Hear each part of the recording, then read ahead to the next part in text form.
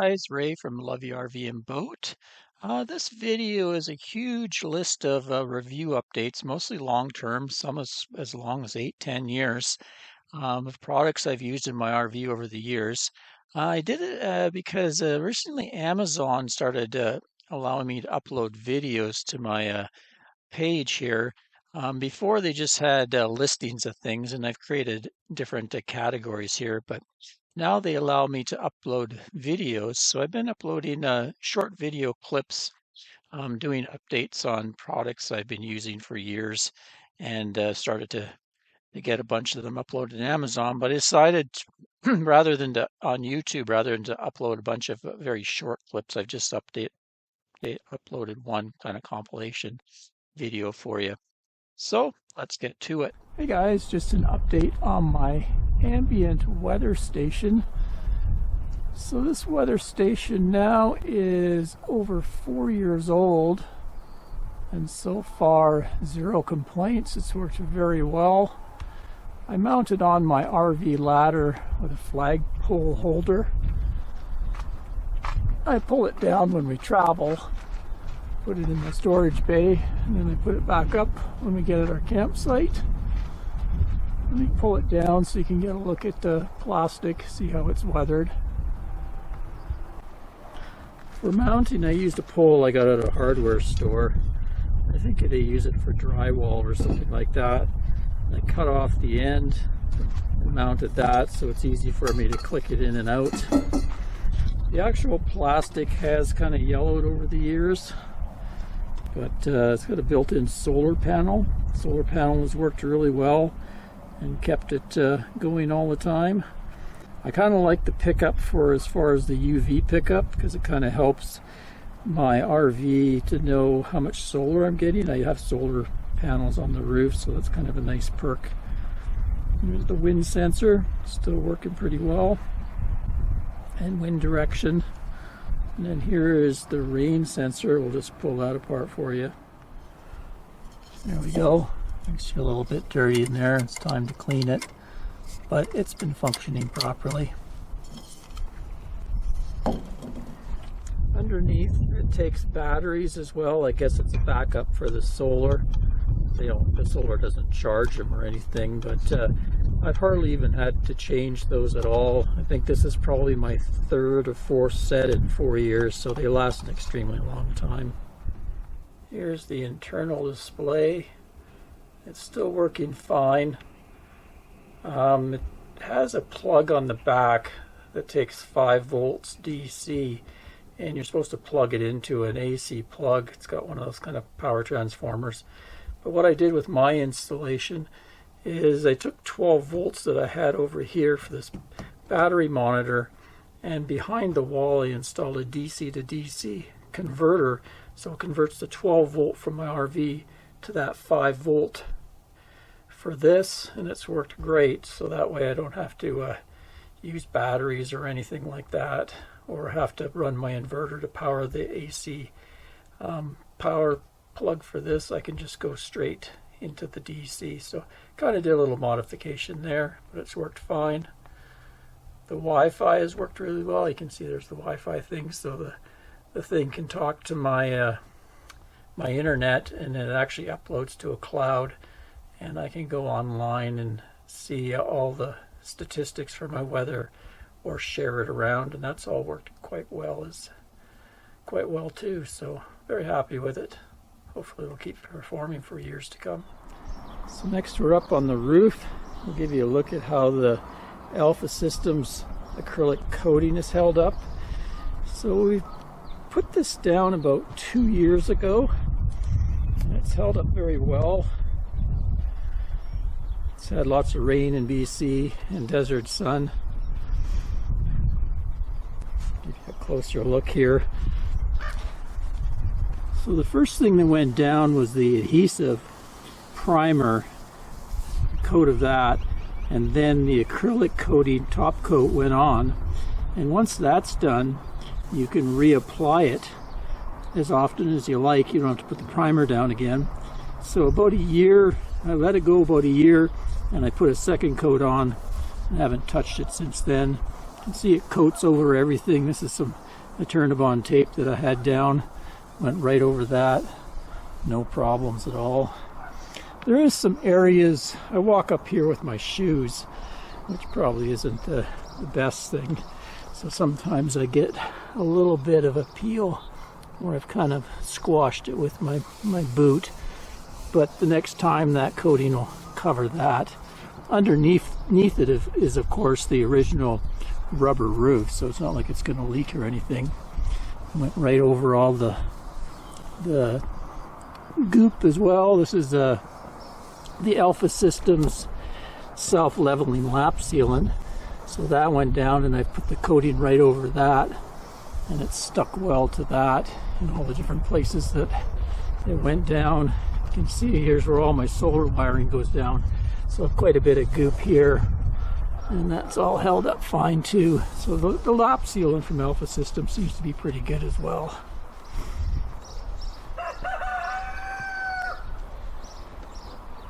I think the worst peeling is back here where I'm up and down it quite a bit on the ladder working. You can see right there a little bit of peeling going on, but not too bad at all. It's nice though, you can recoat it, and every time you recoat it you have a nice white bright roof. So that's good in the summer. Usually before the summer heat hits is a good plan to go through and recoat that. While I'm up on the roof, I'll give you a look at these vent covers. These are from Fantastic Fan. They're, I think Atwood bought them, Atwood Mobile Products. Anyway, these were installed many years ago, probably going on 5 or 7 years. Here we go. Fantastic vent, and they replaced the originals I had put on there, and the originals turned all kind of black, and then they started to almost crack. So these are much thicker, heavier vents. They've been no problem at all. They were worth the extra money. The only problem sometimes they have is they have quite big grates in here for airflow. So if I get into a storm where there's a lot of rain blowing this way, rain and wind, sometimes I'll get a little bit of water blow through, but that's not too bad. Anyway, top marks for those.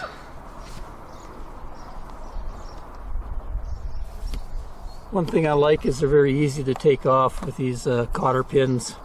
Just pop them off quickly and you can get in there and clean your vent and everything, put them back on.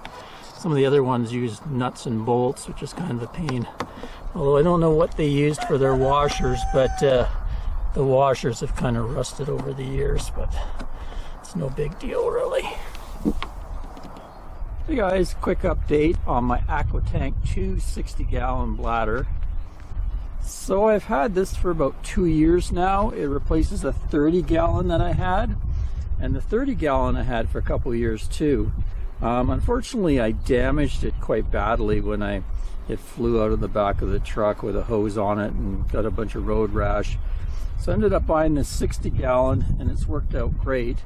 You can see what I do is I put it in the bed of my truck, and then I go and fill it up at a water spigot and then bring it back, and I use a pump, a 12-volt source there. I have an RV water transfer pump, and then I put it through some filtration, and then it goes into my water tank in my RV there.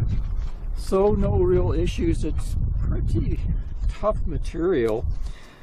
Doesn't seem to have much problem handling the amount of water in there, and I've only had one issue, is I got a little pinhole in it. Probably my fault because I'm not super careful with the thing. You can see I don't even put a blanket under it. I just have it on rubber mat here and into the bed of the truck, kind of protected with some rubber mats at the corners there, so the sharp parts of my my fifth wheel hitch don't damage it.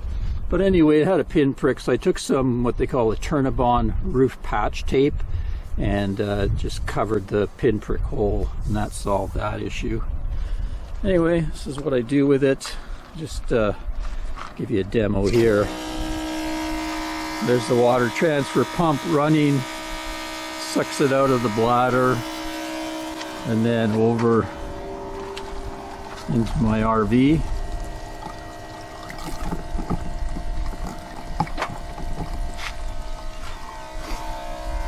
Works out pretty well.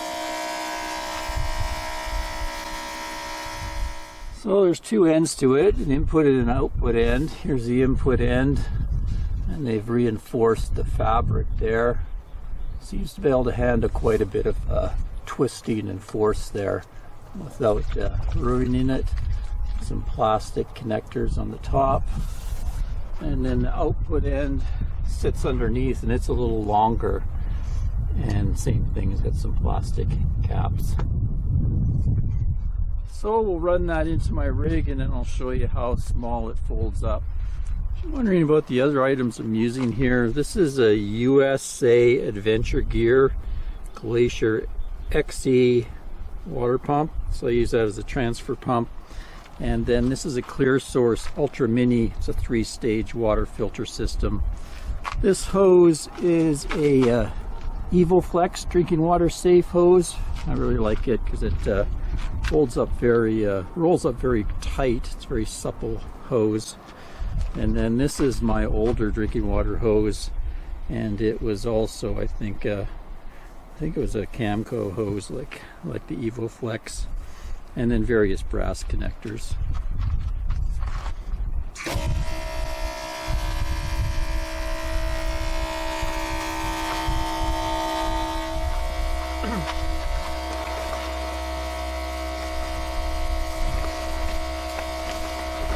Once it gets close to the end, I gotta sort of fold it over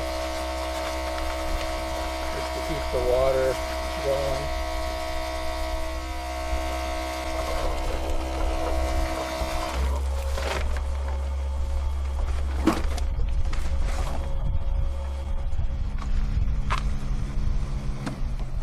There we go, easy peasy. And after I'm done, it folds up super small. Store it away.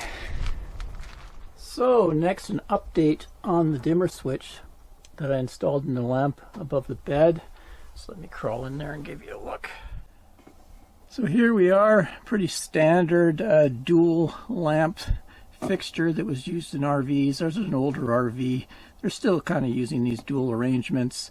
Ours used the old incandescent bulbs, which is nice because it works better with a dimmer. Some of the newer LED ones, they don't react very well to the dimmer modules.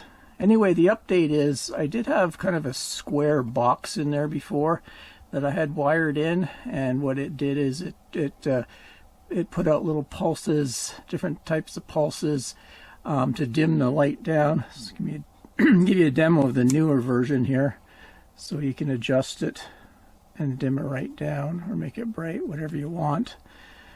But the little box in there actually failed. I'm not sure why. So I went and found on Amazon a much more simple arrangement. It comes with the knob already included, and all I had to do was drill a little hole in there and mount it. There's a little nut that you use, and then the wiring is very simple. There's two wires that come into this fixture, negative and positive, go into one end of the dimmer, and then negative and positive go out to the fixture itself. So you just have to cut the two wires and you basically put it in line. And then what you get is a dimmer, also a switch. There's a switch built in. So that's really handy. Now when we go to bed, my wife can read her book. She doesn't have to have blaring light. She can turn it down and read her book. And I don't read at night, so I'm on this side and it's not super bright while I'm sleeping. So anyway, just an update that old module didn't work out too well. It failed after a few years, so I've gone to this new, simpler module. Hey guys, long-term update review on my Caframo fan here, the Scirocco 2. It's a 12-volt fan for use in RVs and boats, that sort of thing. I've had this now for over 5 years, installed it in December 2018, and it's just been awesome. I mostly use it as a personal fan for cooling when we're off grid. I usually sit down here with a computer and I just blow it on me at low speed. It's quite quiet at low speed. For power, I went into the back of this panel here in my RV and I found a 12 volt that was being used for lights, so I was able to splice into it and get 12 volt power and mount the fan right here. I like that it's a 360 fan, so you can move everything around, you know, to angle it exactly how you want. Just give you a demo what it sounds like after 5 years.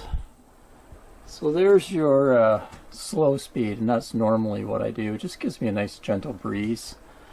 And then we'll go up to medium, a little bit louder, not too bad, and then we got full here, so you know it starts to pick up in loudness. But like I say, I like just the low speed myself. And then you can also, it has some built-in timers here for different settings. You can have it turn off by itself. You see those blue lights there. So yeah, everything's performed well. Switches still work. Everything works fine. Every once in a while I just kind of take it apart and clean the dust that kind of builds up on the back of the fins here. See, it's starting to get to, I need to dust it. A little bit of dirt there.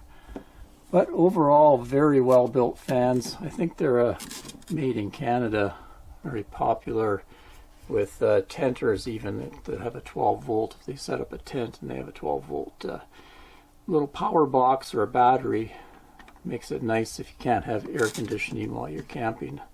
And also on boats, it's very popular.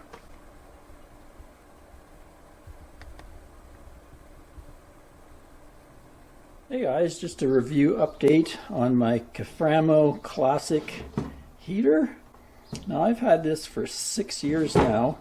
We full-time in an RV and also live summers on a boat, and it's worked great in both applications. Let's turn it on for you. There's a fan mode that just blows cool air, no heater function. And if you want the heater function, you have first level, you get 600 watts, which is nice. Nice small amount of heat if you don't need to be blasting. Then it goes to 900 watts in level 2. Then level 3 is 900 plus the fan. And then level 4 is your full 1500 watts.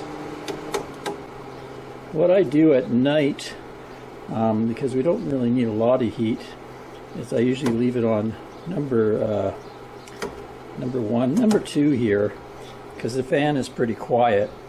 And then I got myself a little thing to plug in here with a wireless remote thermostat, and on this I can set the heat I would like. So right now, let's turn it down here. It's showing 20.8 Celsius. If I turn it down, my target down, it automatically turns it off. So we put that where we're sleeping, and then we always have a fairly consistent amount of heat coming through. Here it is, back on again. This thing also has another feature. It's got a thermostat here too. It's more of the old mechanical type that uses a bimetal strip in there. So that's why I went with this. It was a little more accurate. And it also has a feature here. You can put it on the snowflake, and it'll try to keep a compartment, I think, at about 38 Fahrenheit, just to keep things from freezing. I've actually never used that function myself. So like I say, overall I like it. It's got a nice fan in it. I think it's actually made in Canada, in Ontario, so it has a very good motor in it. But one thing that I find, it sits on the floor, which is nice. You can't tip it over. And also it's really cool to the touch pretty well everywhere. It heats up a little bit at the front, but that's about it. This light used to come on. I actually took it apart and took that light out because my wife's bothered by bright lights at night. But every once in a while, because it's on the floor, gets a bit of hair gets in it, and the hair wraps around the motor. So I have to take it apart maybe once a year or so and take the motor apart and clean and lube it. So I'll just pull it apart and give you a look inside. Of course, they probably say in the directions not to take it apart, but I have to keep it going, because when the hair gets in there, it starts to make kind of a racket, because the motor fan isn't spinning freely anymore. So it's kind of a nice design. There's actually only 2 screws to take it apart. It's tiny little screws. I think they're a square head number 0, which is kind of an oddball size. I just find the right little flat head that fits in there. Get those screws out. Then these covers come off. They have a little clip there that holds them in place, and then the screw at the end. Once you get those off, this part is just clipped in with 6 little clips, and you just slide the whole thing to one side and it pops off. Well, first you take these off. They're just half moon type knobs. Pull them off, and this is what you get. See, there's the adjuster knobs there, and there's the little heater element right there, so just be careful with that. And I just clean out all the hair and any dust that's in there. Just give you a demo of that fan there. You can see the fan just spins in there. So depending on how bad it is, sometimes I can just pop this plastic piece off. It's just held in place by a little spring there. Other times I have to pull the whole motor apart, which involves taking a couple screws off the bottom, and then I get the motor out, and then there's some screws on there and bearings, and I can take it apart and clean out the bearings with alcohol, and then just re-lube them with a little bit of kind of like sewing machine oil, put it back together, and then get it all spinning nicely again. Anyway, I thought you might like to see how it looks when it's apart. Build quality is very good, and one top mark for this, a little more expensive up front, but it is serviceable. So you probably don't have to throw it away like a lot of the cheap heaters that once the fan starts to go bad, you end up having to chuck them out because you can't even get them apart. There we go, back in business. We have a couple off-grid items. First, this Camco sewer tote, 36 gallon. I've been happy with it. No leaks or anything. Everything's worked quite well. I use a macerator pump to pump into the back of my truck here.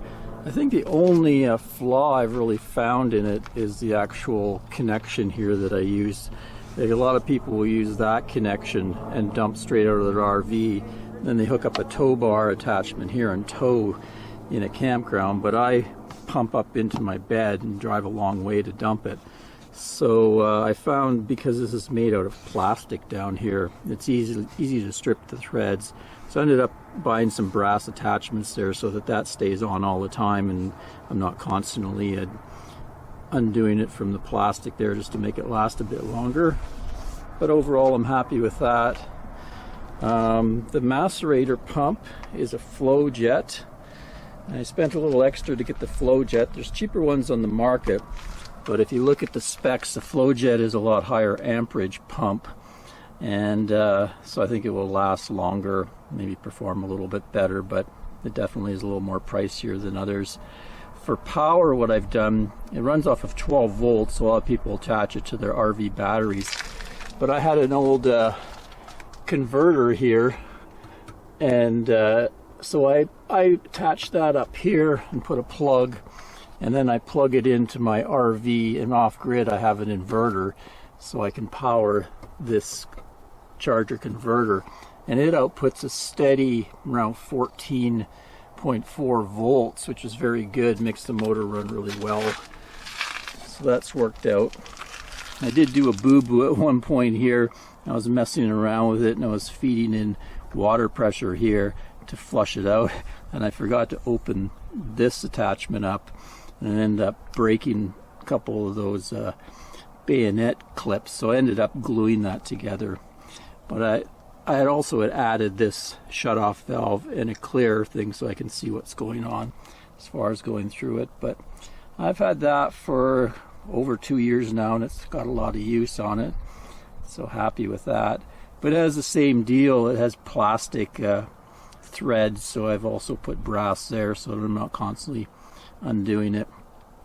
For the hose, I got this 3/4 inch It's kind of a construction grade commercial hose made by Gilmore, and I have 2 of those. They're both 25 feet.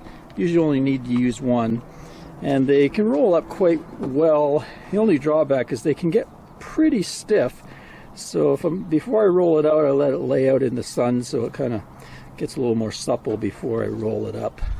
But been happy with that as well. I'll give you a demo of it here. Oh yeah, this little switch here, you see the tape there. Well, there's a fuse that sits under there, and they just had a little plastic cover, and it started to get loose and ended up losing it, so I've had to just put tape over where the fuse fits in there.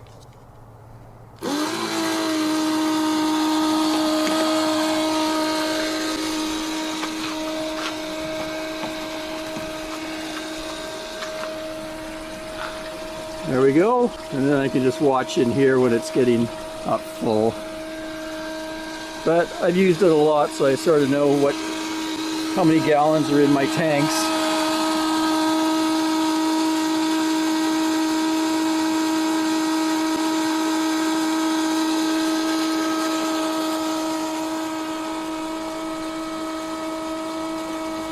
As far as maintenance goes, all I've done is once a year I'll take this apart and clean it all out and make sure everything's looking good in the pump. And after every couple of uses, I'll put a little bit of olive oil in there too, let it sit in there so that I think the oil gets in there and kind of lubricates the impeller in there. It uses kind of a rubbery plastic kind of impeller, so it helps to have that lubricated. And just clear out. Usually what happens is sometimes if any hair gets into the system, the hair will wind around the little blades in there. It's almost just basically it's like a blender. And if it ever gets jammed up, sometimes if it sits for a long time, it'll get a little stuck. So there's a screw on this end. You just get a screwdriver and kind of go like that manually to free it up. But so far it's performed fine.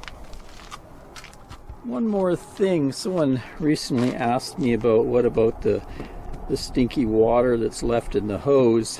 What do you do with that? What I do is when I'm ready to pack up, I'll run the macerator pump dry, and that'll blow all the liquid through and into the tank. So there'll only be basically a few drops left in the hose, and then I can just put that into a bucket or something, dump it in the tank, and then just close the ends, and I'm good to go. Hey guys, Ray from Love Your RV and Boat. Just a quick update on this Furrion 21-inch RV oven. So we got about a year of use under our belt now. Pretty well live in the RV full time and cook a lot almost every day on it. So it gets a lot of use. We'll start with some pros and cons. First, the stovetop part of it. One nice thing is it's easy to light the burners. They're always lighting pretty well. The first spark on them. We mainly use the center one, but even the back ones light quite nicely. They seem to work quite well, put out lots of heat. I do find turning it down to the lowest simmering level can be a little tricky. There's not a lot of adjustment there, but it's doable.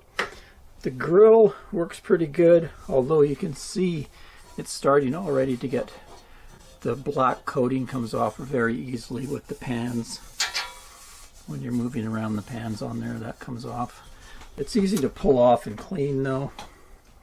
Like that part of it comes apart pretty easily and put back. You notice the glass cover is missing. They do come out with a fold up kind of accordion glass that sits back there, but I really need that counter space back there. Our RV doesn't have a whole lot of counter space, so we use that a lot. So it's just a hassle to have that in place, so I took it off. It's been fine as far as that goes. Really like the lighting. This one comes with my old one didn't have any lights, whereas this one you can turn on these lights, and when the gas is on, it shows red like that, which is really handy for the oven especially, because a lot of times I'll forget to turn the oven off and it's pretty obvious that you have that red light there. so that you know the oven is still on. And then also inside the oven, you have a nice light for looking at baking, that sort of thing. As far as the oven goes, it's worked quite well. I think it's a little larger than my previous Wedgwood stove. It's about 16.5 inches wide, and you get about 13.5 inches deep. One thing I found when I first installed it was the temperature in it doesn't match what this dial says. It's usually about 25 to 50 degrees cooler than what this dial says here. And the dial starts at 350, which I've kind of found odd. But I've kind of learned to calculate it. If I want to cook at 350, I got to put it around 375 and so on. Kind of figured it out. You can use an oven thermometer as well, but definitely it's not accurate as far as the temperature goes compared to the dial. And for lighting, it does have a sparker. It does have a pilot light. You push this in and then you hit the sparker over there. And it does work, but what I find is between uses, what happens is I guess the gas leaves a little tube. I have to hold this in quite a long time, maybe 30 seconds or so at least, before the sparker will ignite, before gas starts coming out underneath. I guess down in there is the little pilot light. And you can't really see it without being on your knees, although you can tilt the door like this at just the right angle and see it. But overall what I do is I just get up down there with a barbecue lighter and I hold the pilot light in, and then I put the lighter in and light the oven, and that works fine. It does have quite a bit of height capacity, so it really helps. I can change this level down to the bottom level, and I have cooked pretty like a small sized turkey in there, or a decent sized ham, and it's cooked really well. I find the heating is pretty even, and one thing I like is before I used to have to my other one I had to put a pizza stone in here to even out the heat, or the bottom stuff on the bottom of the pans would burn. But I found on this one I don't need that stone anymore. It's been fine. I haven't burnt anything on the bottom. I usually cook around the middle rack here if I'm cooking baking or stuff like that, or I do a lot of, baked chicken, things like that, meatloaf, and it's never a problem with burning the bottom. So there you go, a little longer term update on that with some of the likes and dislikes I found, but overall I'm happy with the stove. Works quite well. Hey guys, Ray from Love Your RV and Boat. A quick update on my Goodyear Endurance trailer tires. The model I use is ST225/75R15, so 15 inch. I have a 2011 fifth wheel trailer. It runs around 10,000 pounds when loaded up. It came with load range D tires, but I upgraded to a load range E pretty quickly. So I've used the Endurance now twice. The first set lasted me 3 years, zero problems. And then 4 years ago I got this set, and I've had them for 4 years, no problem. In that time, I usually, within 3 years, I usually do about 12,000 miles of towing. We go down from Canada down to the U.S. Southwest every year and back, put on about 4,000 miles of towing each time. So they are about ready to be replaced. I find to get about 4 years out of them, which is good. You don't really want to get more than 5. You don't want to put more than 5 years on a trailer tire. They start to maybe rot on the inside.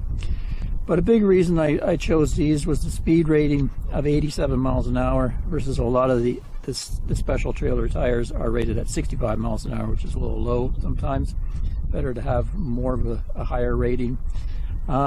Tread wear has been great, very even tread wear, and I usually just replace them. They're a good price, good company, so I have zero problems with these. I give them high marks. Another thing I like about them, they have what they call DuraWall technology, so they have pretty thick sidewalls for scuffing against things. Also, you can see they sit fairly stiff. They don't actually bulge out much at all. Before I was using little cheaper end tires and they would bulge a bit. These are very, very stiff sidewalls on them. They can put 80 PSI max in them. My trailer tires came with a lower load range, so it was 65 was the max for those. I find I put about 72 PSI in these, and that's been perfect. Very even tread wear, and it's worked out well for me. Your mileage may vary depending on the load of what you've got loaded up in your trailer, but for me it works pretty good. Anyway, that's about it. Hey guys, a long-term update on my Guta tire pressure monitoring system. So I've had this pretty close to 2 years now, and we travel in our RV 7 to 8 months of the year, so it gets a lot of use, and so far it's performed very well. Signal is always solid, don't have any signal issues. I did for a while when I didn't install the extender that came with it, but I've finally wired it into my RV, and you can see right here that little broadcast battery and broadcast icon. That's the booster, and after that there was no problems at all. It's got plenty signal strength. I have 8 sensors, 4 on my truck and 4 on my trailer. When I unhook the truck, the trailer just disappears on its own and it shows the truck pressure. Over here I like this feature where it shows the temperature, especially for my trailer wheels, because if I ever have a dragging brake or a faulty bearing and have aluminum wheels, it'll transfer the heat to that sensor, so I can kind of keep an eye on that and know what's normal. Anything gets out of whack, I'll know. There was one time on one of the front wheels, it was very warm coming out of Palm Springs, maybe 85 degrees out, and I was pulling a steep grade on I-10 highway, and that one got up as high as 115 degrees. I have my alarm set for 110 degrees. I think the standard is 160 or so, but I like to bring it down pretty low so it alerts me. It'll send out a little beeping alarm. And I guess because my engine fan kicked in, it was blowing hot air on that particular wheel, and it went up as high to set off my alarm, which is a good thing. As far as batteries go, I like this one versus I used to have the Easy RV version of this, sort of similar to this, but this one had bigger batteries in the actual sensors that go on the wheels. They were CR2032, I believe, a little thicker. I can usually get a good year out of them and then I replace them, just because they're not done yet, but I like to have fresh batteries every year. And this thing is rechargeable, so I don't even bother hooking up a wire to it. What I do is when I get to a campsite, I just turn it off. There's a little switch on the side. So let me pull it off the window and I'll show you. There we go. So yeah, there's a little switch on the side there. So I just turn that off when I'm not using it. And as far as attaching it, I just suction cup it down in the corner out of the way, out of my view. And the suction cup works pretty good. I find every few months with the sun it might fall off, but I just wet it again and put it on there. Works pretty good. Anyway, that's my update. Just wanted to let you know I've had no problems at all with it. Hey guys, Ray from Love Your RV and Boat, and just a quick update on the Hens Fan for our bathroom here. Installed this about 4 years ago and it's been working very well. One thing I did is I installed a variable switch here, a variable control for speed. I didn't like how fast the fan was. I couldn't turn it down. The one I bought didn't have a variable speed. I think some of them have a switch you can change. Anyway, you can see here, that's full blast, which is very fast, sucks a lot of air. It evacuates the bathroom very well. But I actually got a little adjuster box that came with a little switch here, a little control, so I can turn it down, which is kind of nice if I just want to have air moving out of the rig. I can set it at a lower pace here. if it's hot outside and I just want some ventilation, I can keep it low, or I can turn it right up. But I also installed an on-off switch here. So I did some modifications to this fan. This worked out very well for me. Overall, the fan is really nice though.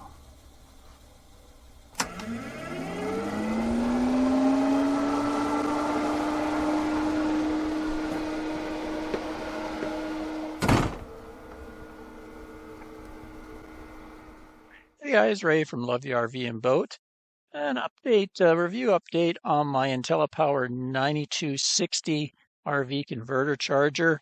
I've got this about over 8 years ago now, and mainly I got it to charge my batteries when I was off grid using my generator. I found the OEM charger that was in my Cougar fifth wheel didn't do the job, so I purchased this one and I mounted it very close to my battery bank. That was the key, and put some heavy cables between it and I had at the time a 4 golf cart battery bank. That way I would get full power out of it. It also came with a Charge Wizard device, which is a little kind of dongle that plugs into it via a kind of a telephone cable. And if I can manually override its charging algorithm and make it put out 14.4 volts, which would give me maximum charging, I would get 50 to 60 amps consistently out of it, versus my OEM charger that was mounted quite far away from my batteries and didn't do a very good job. It would run around 15 amps. So it would allow me to charge my batteries a lot faster. Overall, I'm super pleased with the product. It's over 8 years later now, and it's still operating great. You can see here, that's the Charge Wizard, or if I hold it down and get a solid green light, it would put out 14.4 volts. Without, when it's flashing, it does its normal algorithm. And I had a little Champion 2000 watt generator that I'd use with it. And you can see here how it's mounted in the RV. Since then, I've repurposed it in a kind of a toolbox, truck toolbox system that I put together. And just did that a few months ago, and it's still working great, still putting out a nice 60 amps, even into lithium batteries, because with the override switch, I can push in and get 14.4 volts out of the charger, and that's pretty well perfect for lithium battery charging. Anyway, just want to let people know that this has been a good product for me. Hey guys, quick update on my JT strong arm stabilizers for my fifth wheel. So they've been on here getting pretty close to 4 years now, and the hardware has held up really well. No complaints there. Seems to be very well made as far as that goes. Maybe a little bit of corrosion started to creep in here and there on the rods here, but nuts and bolts are fine. They don't come loose or anything. This T-handle set screws have worked well. Now, I don't actually use these stabilizers all the time. I find for most times, as long as the jacks aren't extended too long, I don't really need them. But when it starts to get really windy, that's when really they come in handy. Once I know the winds are going to be pushing up above 20 miles an hour, I'll take these and I'll lock them in, and it really reduces the wiggling of the fifth wheel with the gusts. I also have 2 on the back stabilizer bars as well, and once you lock it all in, it's very stable. I also use them if I'm in a very unlevel campground where I have the jacks have to go very far out. It really helps to stabilize and stop the wiggling on the front of the fifth wheel as well. A couple drawbacks. One drawback is because you have to put them on your bottom, you lose a bit of capacity there as far as lowering the thing all the way down. When I camp in my sister's driveway, it's very unlevel front to back, and I actually will unbolt these and take them off just so I can lower the legs all the way down to the bottom. They're also a little bit heavy. I think altogether it's about 40 pounds, so you're adding a little bit of a weight to your rig, reducing your cargo capacity. But overall, I'm happy with them. I think if I get another fifth wheel, I definitely get a set of these. mainly, like I say, for high winds. They really come in handy, really stabilize the wiggling. Also, it's probably a lot easier on your jacks because with the bars stabilizing everything, they're not wiggling back and forth, and that would be wearing on your worm gear and gears inside the landing jacks. I did have one little boo-boo take place with these. My wife didn't know I had them locked in, and she went to raise the RV to hook to the truck, and she ended up, they actually didn't lose their locked state, and they pushed up on this area here, and they actually bent part of the inner portion right up here, kind of bent the metal inside there. So what I've done just to prevent that is I keep one of them, when I set them, I just keep one kind of hanging there where the switches are, just so we remember that they're locked in, so don't raise or lower until you've loosened those T-bar handles on the rods. Also, when I travel, I pull these out and store them. They would probably stay in place okay, but I would just hate to have one come loose and be bouncing down the highway behind me. It could cause problems for other traffic. Hey guys, just an update on this Renegy 40 amp DC to DC battery charger. I've been using this now for over 4 years and no problems at all. Quite happy with it. For a few years I used it in my RV to charge the batteries from my truck alternator, and now it's living in this truck box power station that I built in the back of my truck so that I can charge this big battery and run an inverter and that sort of thing. Anyway, no problems at all. Puts out pretty close to constant 40 amps. I can show you how I have it hooked up. I have the input feed here come through kind of a trucker connector, high amperage truck connector. I think it's good for 100 amps. Clicks into that. Then I used a pair of old battery cables to go over here, and then I used some power pole connectors. Again, they're capable of 100 amp rating, and then that goes into my truck and it dives underneath. One of the wires goes to the frame of my truck, the negative. The positive goes to a 4-gauge wire which goes underneath the truck and pops up by the battery. So let me open the hood here.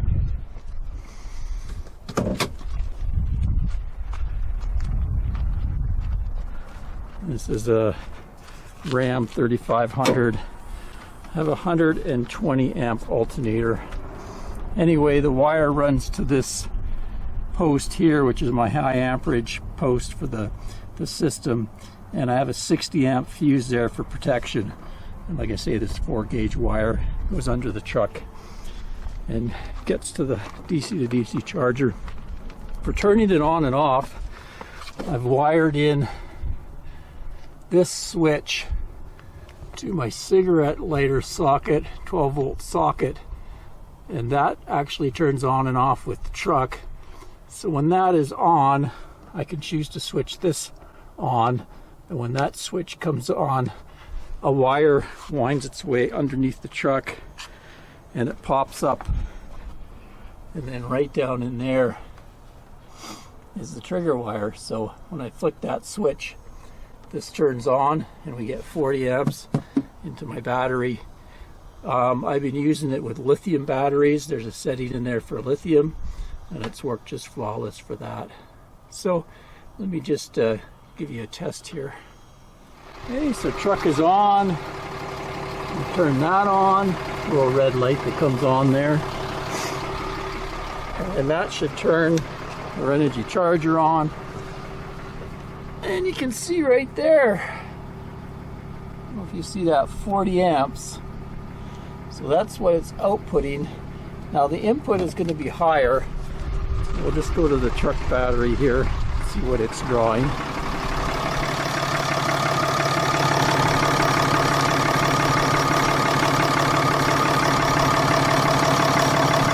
So it's drawing around 51 amps out of the truck. So there you go, longer term update on the Renegy 40 amp DC to DC charger. I've used it quite often over the 4 years I've had it and no issues. So quick update on the Shlow Accumulator tank that I installed just about 2 years ago now. We did spend a couple months on our boat where it wasn't in use, but other than that, it's been in constant use. We always use our water tank, mostly camp off grid, and so far no problems. One of the best upgrades I've ever done as far as helping the water flow in the rig. Makes it very even. I'll just give you a quick demonstration of how it evens out the flow. Just show you with my kitchen sink.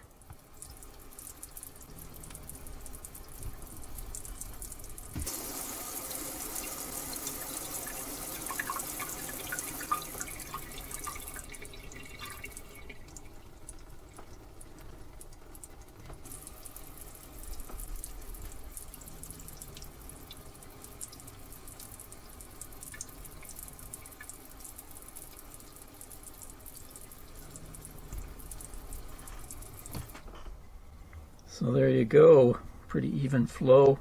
Installation was very straightforward. Just had to go in and out with a couple screw on and then clamp on connectors there. And then on the other end there is a valve for putting air into the bladder, and so far in 2 years I haven't had to do anything to that. It hasn't lost air. And I haven't had any water leaks at all. It's just performed perfectly.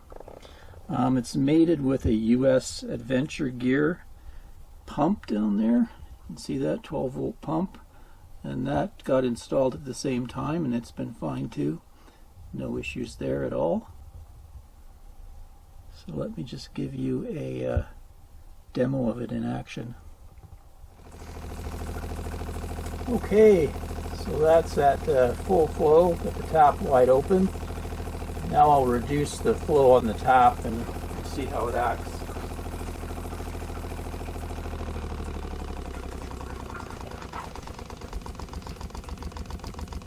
So there we are, much reduced flow, and what happens is the pump turns off and cycles as the bladder in there fills up, and then it needs to be recharged. That should help with the longevity of the water pump, because it's a little pressure switch, doesn't have to turn it on and off so much for low flow.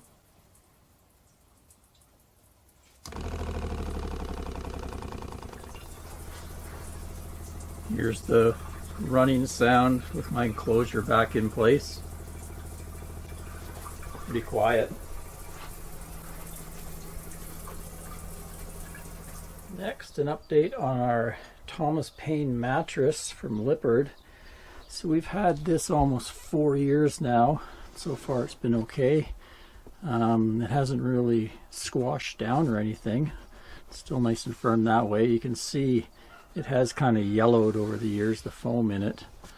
It came with kind of a really thin top memory foam layer, and I found it a little too hard. It was actually a little too firm. So I purchased another piece of memory foam to go on top, and that made all the difference. So that's that. Right now we have the cover off, just giving it a wash in the washing machine. If you look underneath, haven't had any mold issues at all. And we spent a whole winter back in BC on the coast, although we did run a dehumidifier. So we don't seem to have any issues. This area now, we're 13 years living full time, so tells you something. Don't seem to have any problems with mold there. And it's still firm enough when you sit on the side, it doesn't collapse at all.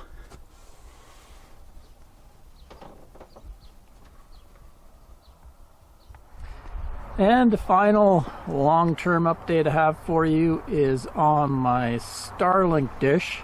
This is the second one I've had. I had the early beta version, which was a round dish, I got that 4 years ago, used it for about 2 years, and then they offered a special deal for rural customers. I got this for $199, so I decided to go for it because it uses a lot less power than my round one. This one averages around maybe 40-50 watts. This one has worked basically perfectly for us. The round one, the early beta, kind of had some flakiness here and there, but this one's just been solid.